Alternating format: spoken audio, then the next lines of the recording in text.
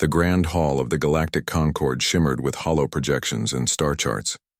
Hundreds of alien delegates filled the chamber, their voices weaving in dozens of languages, yet all fell silent when Earth's ambassador took the central. Podium Ambassador Lena Okoro was a figure of calm intensity.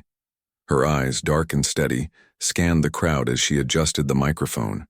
The Concord's most powerful species, Silurians with their chitinous mandibles, the gelatinous Fricari, and the serpentine Nalith, watched her curiously, amused by this human who dared to challenge the galaxy's mightiest alliance. Okoro's voice was clear, unwavering. "We come in peace, but also with a warning." She paused. Every eye was on her now, every ear straining to catch the next words. "We are not what you think. We are stronger, more resourceful, and more relentless than you imagine. We have held back, until now." A ripple of murmurs passed through the crowd. Was this a bluff? A threat? The question hung in the air like a sword waiting to fall. The Supreme Chancellor of the Concord, a towering figure clad in iridescent armor, stepped forward. "Ambassador Okoro, Earth is welcome to join the Concord. But threats are unnecessary. We seek cooperation, not conflict." Okoro inclined her head slightly, acknowledging the Chancellor's words. Then she said something that would echo across the galaxy for years to come. "We are holding back. Please don't make us stop." Laughter erupted from the outer delegates, an audible dismissal of Earth's warning. To them, humans were relics of a violent past, trapped on a world too small to matter.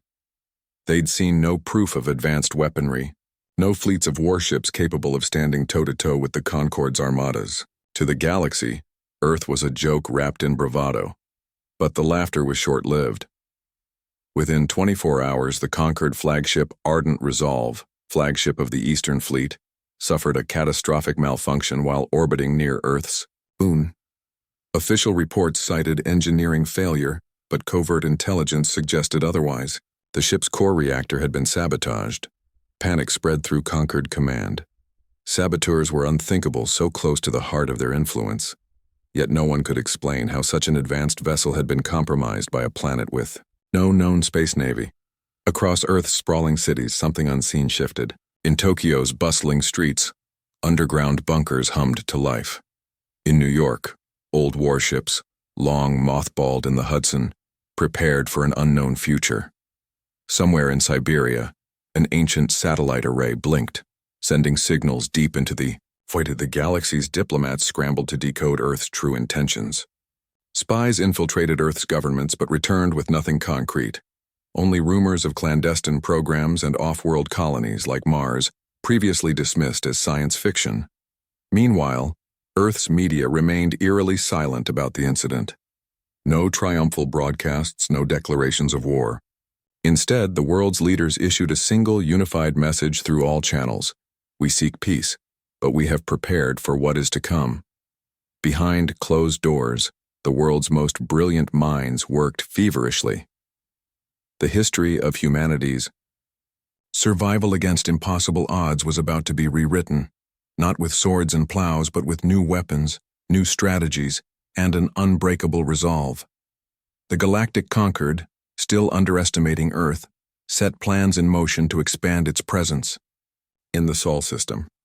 The newly terraformed Mars was soon declared a Concord protectorate, a move meant to tighten control over humanity's frontier. But Earth's response was swift and invisible. One by one, Concord's supply lines began to falter. Communication satellites blinked out. Reconnaissance drones vanished without a trace. The Concord High Command dismissed these losses as mere technical failures, not realizing Earth had already begun its counterstrike. In an abandoned asteroid belt near Mars, a squad of human operatives in makeshift stealth suits ambushed a heavily armed Concord patrol. Their weapons were crude by galactic standards: repurposed mining lasers, plasma cutters, and electromagnetic pulse grenades. But their tactics were flawless. The patrol was wiped out before any distress signal could be sent. The operatives melted into the Martian dust storms, leaving no trace behind. Back in the Galactic Concorde's chambers, unease grew. A shadow was moving through their territory, one they had refused to see. Earth had warned them. And now it was ready to show what holding back truly meant. Mars was supposed to be the easy prize. The Galactic Concorde had anticipated little. Resistance from the Red Planet's fledgling colony, a few thousand settlers struggling to make the barren landscape livable. The Concorde's occupation force arrived in sleek warships, their weapons ready but expectations low. To them, Mars was a quiet outpost, a corner of the galaxy with no real teeth. They were wrong. From the moment the first Concorde troops set foot on Martian soil, they were met not with surrender, but silence. A silence thick with menace. At first, the Concorde commanders thought it was mere fear or confusion. The colonists would cave under pressure, the planet would fall quietly under the Concorde banner. But then supply convoys started to disappear. Patrols vanished into the endless dust storms. Communication with surface units became patchy, until it stopped altogether. Lieutenant Commander Cale Voss of the Concorde Eastern Fleet stared at the flickering holomap aboard the flagship Iron. Resolve. Red dots marking Concorde garrisons blinked out one by one. "We're losing them, sir. Mars is turning into a ghost planet," reported his tactical officer, eyes wide with disbelief. Cale clenched his jaw. "Send in reinforcements. Seal off the entire colony." But it was too late. In the Martian canyons and ravines, the colonists were transforming. What the galaxy had called primitive was now something else, something terrifying. Small squads of humans, armed with repurposed mining exoskeletons and weapons jury-rigged from old tech, struck swiftly and disappeared like shadows. Their attacks were surgical, disabling communications, sabotaging supply lines, ambushing patrols with guerrilla precision. They fought not as soldiers, but as predators, exploiting every crevice and dust storm. Voss watched recorded footage from a downed drone. A group of human fighters appeared out of nowhere, using electromagnetic pulses to disable a hover vehicle, then closing in with handheld plasma cutters. The battle lasted only minutes, too fast for the Concorde forces to react. "Who trained? Them?" muttered Voss. "This isn't just colonists, this is warfare." Meanwhile, on the surface, the humans communicated through encrypted channels, harsh, clipped voices in multiple languages, but one unmistakable tone. Defiance. "We hold the ground. No retreat," their leader ordered. Her name was Commander Amara Reyes, a former Earth Special Forces operative who had been secretly deployed months before the Concorde invasion. Her mission: prepare the colonies for the inevitable. Reyes had studied the enemy meticulously, understanding their technology, tactics, and weaknesses. She had trained her team in ambushes, stealth, and sabotage, turning miners and scientists into a deadly resistance. "We don't have their ships," she told her squad in a dimly lit cavern. "But we have something better: home ground, ingenuity, and the will to fight." Word of the Martian resistance spread quickly. Within weeks, entire Concorde garrisons on Mars reported strange sightings, ghost-like figures striking and disappearing into the dust storms. Surveillance drones recorded fleeting images of exosuits blending with the rocky terrain, impossible to track or target. The Concorde branded the fighters as terrorists, savages disrupting peace and order. But on Earth, they were heroes. The first sign that humanity's warning wasn't empty bravado. Back on Earth, the political leadership remained silent publicly, but worked feverishly behind the scenes. Satellite relays transmitted covert supplies and intelligence to Mars. The old mining colonies became clandestine arms depots. Every victory on Mars was a spark of hope and a warning to the galaxy. In one intercepted transmission, Reyes said simply, "We're not just defending Mars. We're telling the galaxy, Earth isn't alone." The Concorde responded with overwhelming force. Dropships bombarded Martian valleys. Plasma cannons tore through resistance bunkers. But each assault only hardened the colonists' resolve. Voss paced his command deck, frustration mounting. "We've brought the full fleet, and yet Mars slips through our fingers like sand." His second-in-command, a stern Ricari officer, growled, Their tactics are unpredictable. They don't fight like a standing army, they fight like shadows. But it was more than tactics. It was the human spirit, the unyielding refusal to bow. The turning point came during a desperate Concord push to retake the Utopia Planitia region, a key supply hub. Concord forces advanced under heavy fire, confident their firepower would crush the rebels. Instead, the ground erupted. Human combatants, hidden beneath the surface in tunnels and caves, detonated charges that collapsed cliffs, sending boulders crashing onto armored vehicles. Swarms of drones deployed from underground caverns, blinding Concorde sensors with electromagnetic interference. Within hours, the Concorde had lost over half its assault force in the area. Back aboard the Iron Resolve, Voss's calm facade cracked. "This isn't a battle for Mars," he muttered. "It's a war for survival, and we're losing." Unknown to Voss, Commander Reyes prepared her forces for the next phase. She sent a simple message through encrypted channels. Earth had been quiet. Too quiet. For weeks after the bloody Martian uprising began, the planet remained shrouded in an uneasy calm. The galaxy's spies reported little beyond normal traffic, but behind the scenes, the world was changing faster than anyone could imagine. It started with a message broadcast worldwide by President Lena Okoro, delivered not from a grand hall but from an underground bunker somewhere beneath New York City. The speech was brief but electric, an unspoken line drawn in the cosmic sand. "We have held back. We warned you. Now we prepare to end this conflict." Factories once dedicated to consumer goods shifted to producing weapons, armor, and starships. The hum of industry grew deafening. The skies over Earth filled with launch trails as cargo vessels, warships, and troop transports rose from hidden orbital shipyards. No longer would Earth be a footnote or a joke in galactic history. The doctrine of total war was declared, an unprecedented mobilization of humanity's entire resources and willpower. Every nation, every corporation, and every citizen was drafted into the effort. Civilian engineers converted space elevators into weapon factories.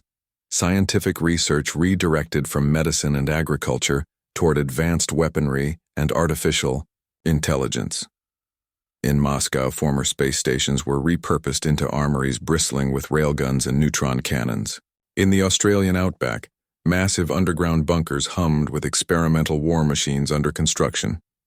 On the surface, cities transformed into fortified bastions. Streets were cleared and barricaded, citizens trained in combat drills. The global media dropped all entertainment to broadcast training sessions, strategic updates, and stories of Martian resistance heroes. Fear and pride wove into a single thread of resolve. The galaxy's intelligence agencies were baffled. Concorde spies sent encrypted reports of Earth's growing military might, but struggled to verify details. Some believed it was propaganda. Others feared it was the beginning of something far worse. At the heart of this transformation was the revival of long-lost Earth military programs. Buried beneath the Antarctic ice lay shipyards and bunkers from humanity's Cold War past, forgotten legacies of a time when Earth had prepared for threats beyond its atmosphere. The Concorde never knew about these facilities.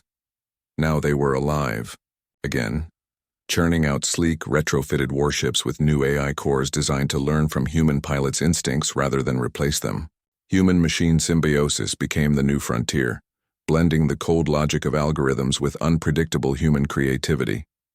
Captain Elena Varga was among the first to be assigned to the new Ghost Fleets, a collection of these advanced vessels designed for stealth, speed, and lethal precision. Her ship, the Nightshade, was a sleek black shadow in the void, equipped with electromagnetic pulse disruptors and neutron torpedoes capable of disabling entire fleets. "This is not a conventional war," Elena told her crew during their first briefing. "Our strength is in unpredictability. The galaxy expects us to fight by their rules. We won't." Back on Earth, President Okoro watched these developments from her command center, flanked by military advisors and scientists. Her calm voice carried the weight of a planet united in grim purpose. "We will not be the hunted anymore," she said. "We will be the hunters. Every resource, every mind, every hand is committed to defending our home and the legacy of our people. Meanwhile, secret messages flew between Earth and the Martian resistance. Supplies flowed steadily, as did intelligence on conquered fleet movements and weaknesses. Mars was no longer isolated. It had become a spearhead of a broader human uprising. Across the stars, the conquered High Council grew uneasy. They convened emergency sessions, debating how to respond to this sudden surge.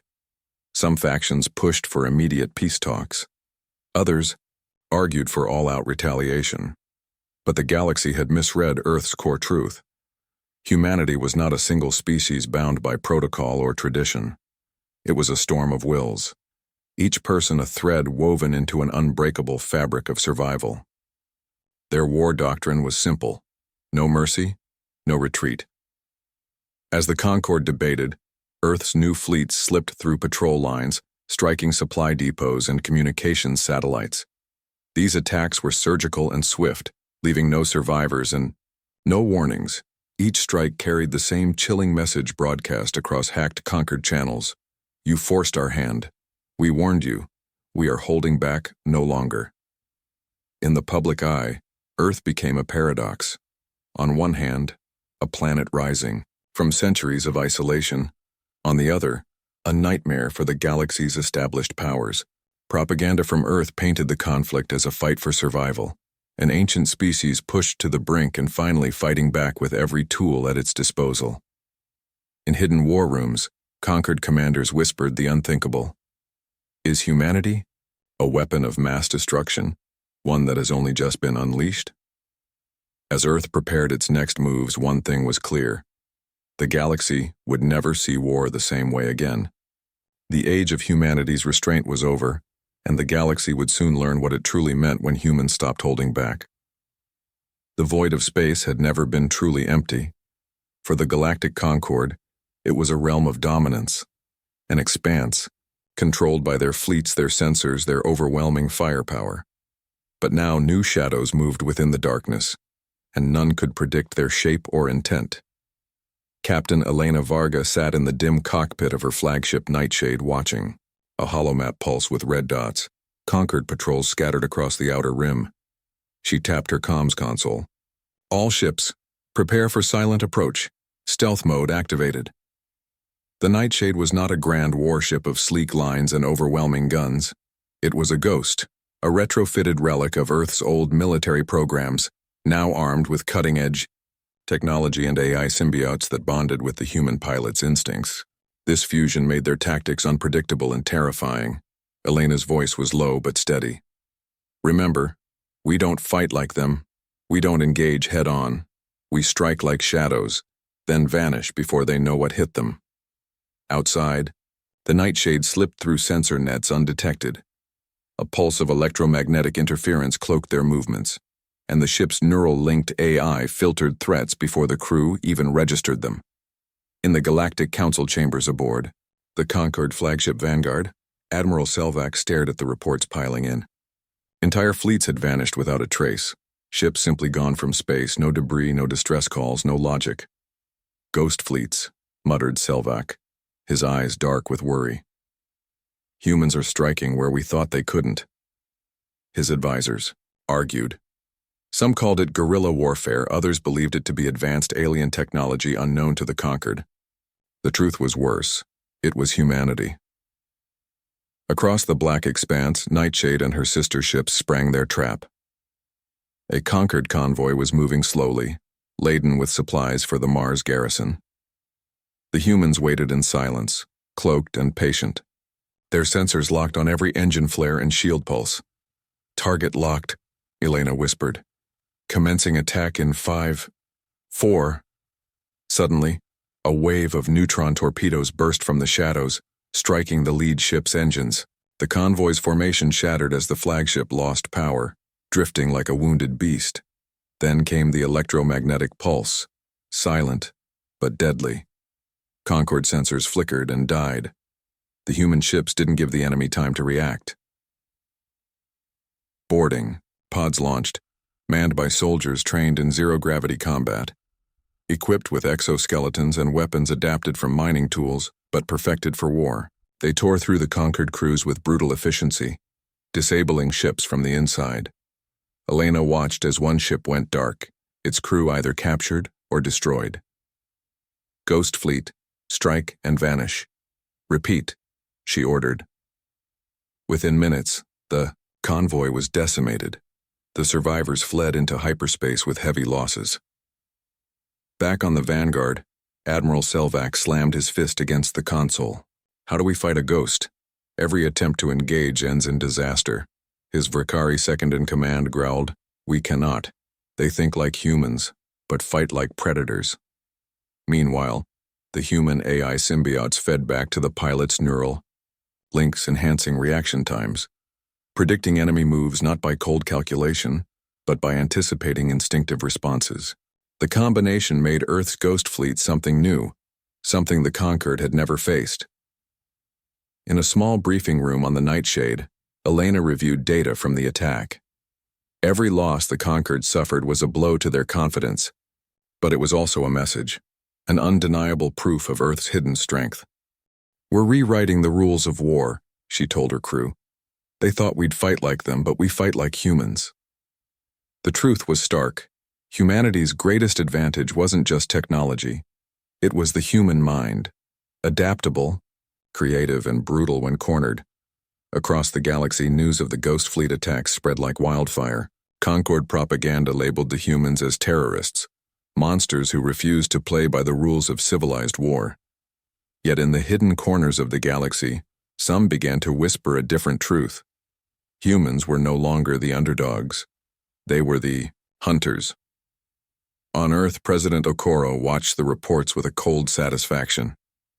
"They still don't understand," she said softly. "This is just the beginning." She turned to her chief of staff. "Prepare the next phase. The galaxy will learn what it truly means to fight humanity." Back in the depths of space, the Ghost Fleets disappeared once more into the void, leaving behind only destruction and a chilling promise. The once vibrant world of Thalassia Prime was now a hollow shell. Its oceans boiled beneath relentless bombardment, its skies thick with ash and firestorms. Cities that had stood for millennia lay in ruins. Glass and steel turned to dust. From orbit, the Earth Fleet Commander, Admiral Chen Wei, watched the destruction unfold with a cold, unyielding gaze.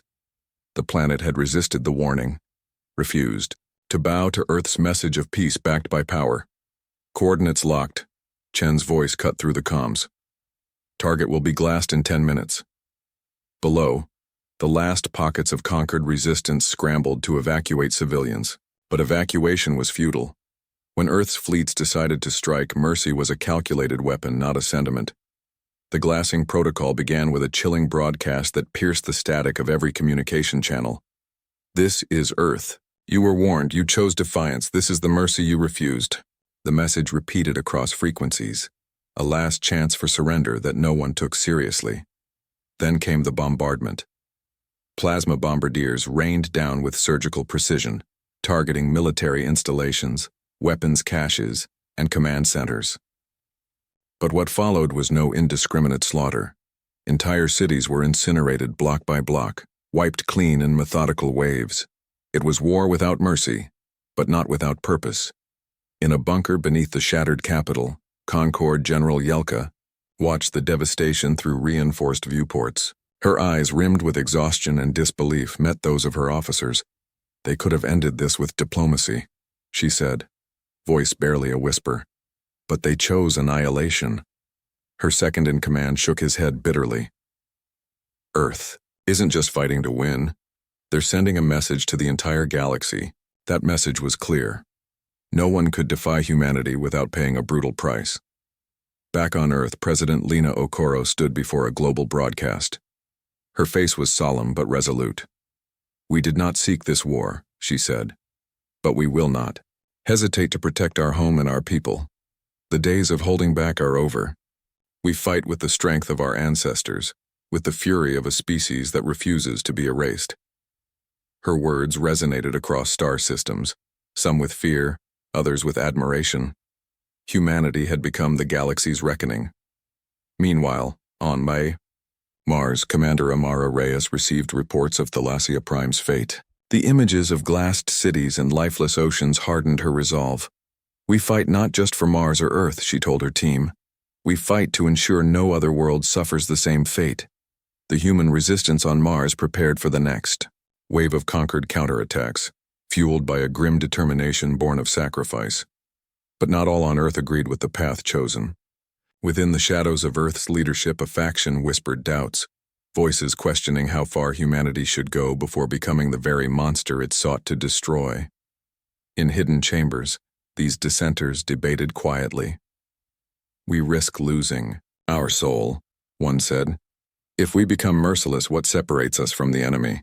Their leader, a former diplomat named Malik Saeed, argued, "We must remember why we fight. The galaxy must fear us, but also respect us."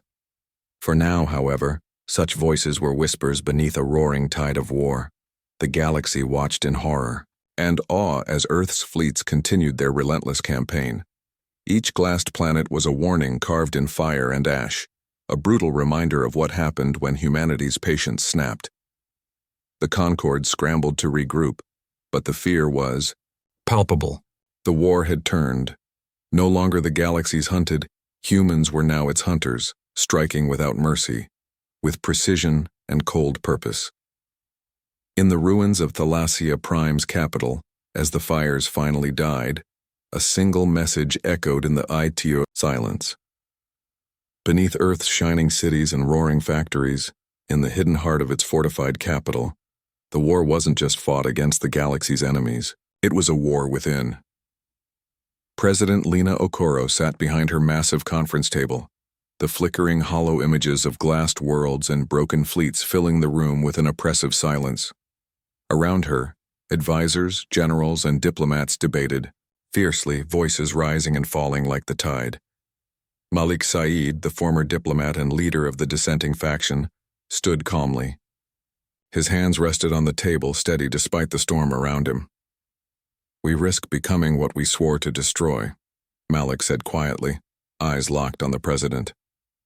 "Our message of strength is clear, but at what cost? The galaxy fears us, but hatred breeds war, not peace." General Harold, the battle-hardened commander of Earth's ground forces, slammed his fist.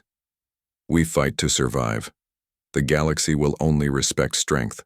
Mercy is a luxury we no longer have." The room divided.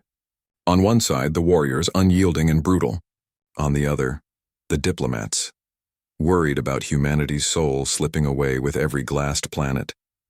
Okoro's gaze was steady, but her voice carried the weight of centuries of human history.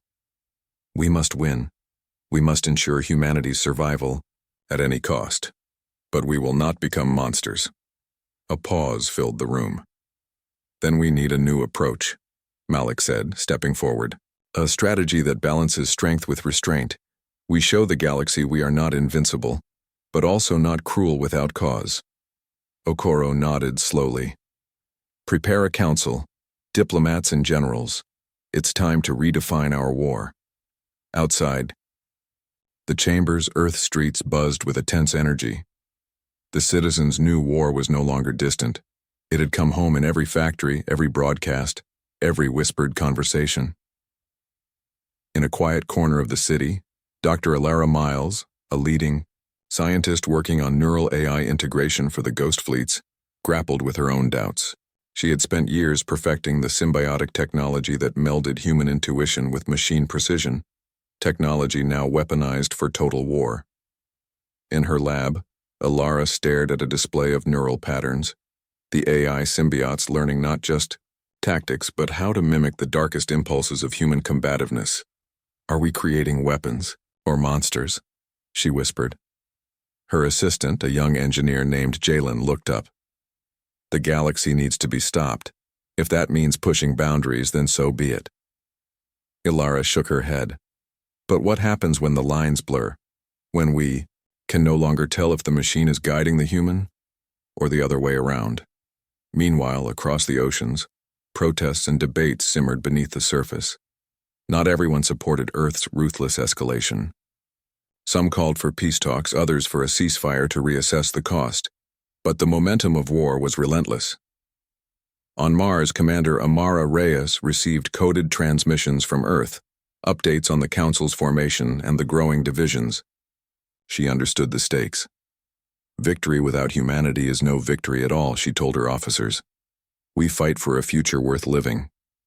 Her fighters trained harder, not just in tactics but in discipline, determined not to lose themselves in the madness. Yet the galaxy's gaze was fixed on Earth's next moves. Would the new council temper the war's fury, or would the darkness deepen? In the silent corridors of power, Lina Okoro wrestled with her conscience. The choices ahead were brutal, and the future uncertain. For now, the war outside raged, but the war within Earth's own soul had just begun. The conference room was silent, the air thick with tension and the weight of impossible decisions. Earth's newly formed War Council, an uneasy alliance of generals, diplomats, scientists, and politicians, gathered around a massive holographic star map, dotted with red zones marking devastated worlds and blue zones where pockets of resistance held firm. President Lina Okoro stood at the head, her eyes scanning the flickering lights. The war had dragged longer and grown bloodier than anyone expected. The galaxy watched Earth with a mixture of dread and awe. But beneath the surface, fractures deepened. Malik Saeed leaned forward, his voice steady but urgent. We have to send a clear message. Strength with honor. The galaxy respects strength, but it fears cruelty. Our glassing campaign has turned worlds into graves, but it's alienated potential allies. General Harold's hand clenched the table. Allies? The conquered is our enemy. They started this war by invading Mars. We don't negotiate with enemies, we defeat them. Elena Varga, commander of the Nightshade and the Ghost Fleets, nodded slowly. The tactics have been effective, but the cost is rising. If we don't adapt, we risk becoming the galaxy's greatest threat and target. Okoro raised a hand. Enough. We stand at a crossroads. Do we continue glassing planets until the conquered surrenders, or do we change course? The room held its breath. Suddenly a message pinged on the secure comms. Elena opened it, her eyes widening as the coordinates appeared. The conquered flagship, Vanguard, was regrouping near the outer sectors, preparing a massive counterattack. Intel shows a fleet twice the size of our Ghost Fleets. They plan to crush us in a decisive battle, Elena reported. The council erupted into debate. Some urged an all-out strike to destroy the Vanguard before it could gather strength. Others feared it would lead to devastating losses. Malik's voice cut through. What if we don't attack blindly? What if we use this moment to force a truce? We can leverage our victories and offer terms. General Harold spat. And risk the conquered regrouping? They will never accept anything less than our destruction. Okoro's face was unreadable. Then we face the Vanguard on our terms. Days later, in the void near the outer rim, the Ghost Fleets prepared for the confrontation. The Nightshade and its sister ships glided silently, cloaked in darkness. Elena stood on the bridge, her mind a battlefield of strategy and fear. The humans' technology and willpower had brought them this far, but the Conquered's fleet was formidable. Today, we fight not just for victory but for the future of humanity, Elena said to her crew. Hold fast, strike true. The battle erupted like a storm. Neutron torpedoes streaked through space, colliding with Conquered shields in brilliant flashes. The Vanguard unleashed volleys of plasma, lighting the darkness with deadly arcs. Ghost fleets weaved between blasts, striking from unexpected angles. In the chaos, the AI symbiotes connected deeper with their pilots, anticipating moves, reacting instantly, turning the fight into a deadly dance of survival and precision. Elena's Nightshade took heavy damage, hull breaches flashing warnings, but the crew fought on. Amid the roar of battle, a desperate transmission crackled in Elena's ear, Malik Saeed's voice calm but urgent. Elena, if you can hold them off long enough, the council is ready to broadcast peace terms. This fight could end today. Her heart pounded. Could humanity offer peace when so much blood had been spilled? Understood, she replied.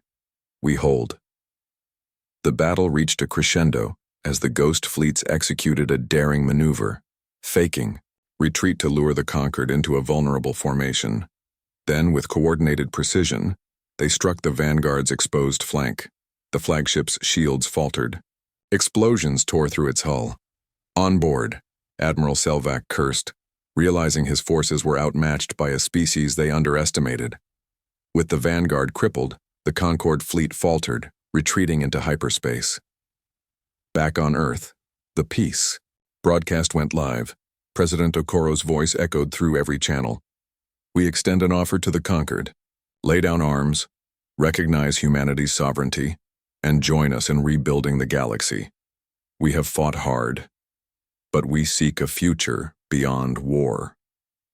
The galaxy held its breath. In the silence that followed, Mars awaited the response.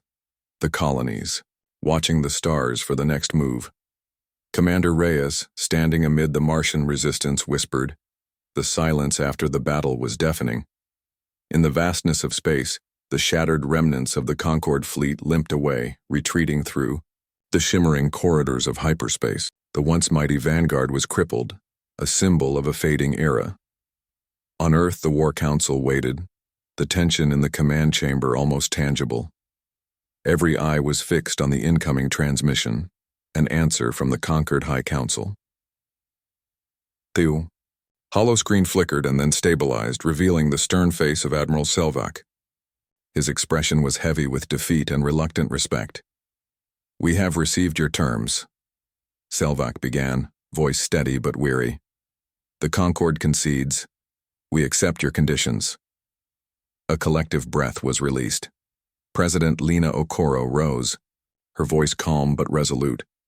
Then let this be the beginning of a new chapter, one where humanity stands not as a threat, but as a guardian of the galaxy's future. The war was over. The glassing ceased. The fleets withdrew. The brutal lessons of conflict would linger, but hope stirred amid the ruins. On Mars, Commander Amara Reyes allowed herself a rare moment of relief. The battered resistance had endured, and now the tide was turning, not just in battle, but in purpose. We fought to survive, she told her officers. But now, we must fight to build. Mars began to rebuild, forging new alliances with Earth and other civilizations that had suffered in the war. The shared scars became bonds of solidarity. But on Earth, the scars ran deeper. The war had revealed humanity's potential for destruction, and the fine line between survival and savagery. In a quiet chamber, President Okoro met with Malik Saeed and Dr. Ilara Miles. The dissident voices that once whispered in shadow were now guiding the future. We cannot undo what was done, Malik said softly. But we can choose who we become. Ilara nodded. Our technology brought us victory, but it must now serve peace. We will develop safeguards to prevent misuse, to keep humanity's soul intact. Okoro smiled faintly. A new dawn requires vigilance. We hold the power to protect or to destroy. The choice is ours. Across the galaxy, humanity's rise was met with cautious optimism. The Concorde, humbled but intact, began negotiations to integrate human colonies into the broader, interstellar community. Other civilizations watched, wary but intrigued by the species that had shattered the status quo. Earth sent envoys. Warriors turned diplomats, carrying messages of unity and warning. In the quiet depths of space, the Ghost Fleet stood ready, not as hunters but as guardians. Captain Elena Varga gazed at the stars from her command deck, feeling the weight of the past and the promise of tomorrow. We fought without mercy, she mused. But now, we fight with purpose. Her crew prepared to patrol new frontiers to defend humanity and its allies from threats yet unseen. The war had changed everything. Humanity's fire had been unleashed, scorching the galaxy's shadows. But in the ashes, a fragile hope took root. A hope that the fiercest warriors could become the most steadfast protectors. As Earth's suns rose over a recovering planet, the future stretched out before them, uncertain, challenging, but theirs, to shape. The galaxy had learned the true meaning of humanity's strength. They were no longer holding back.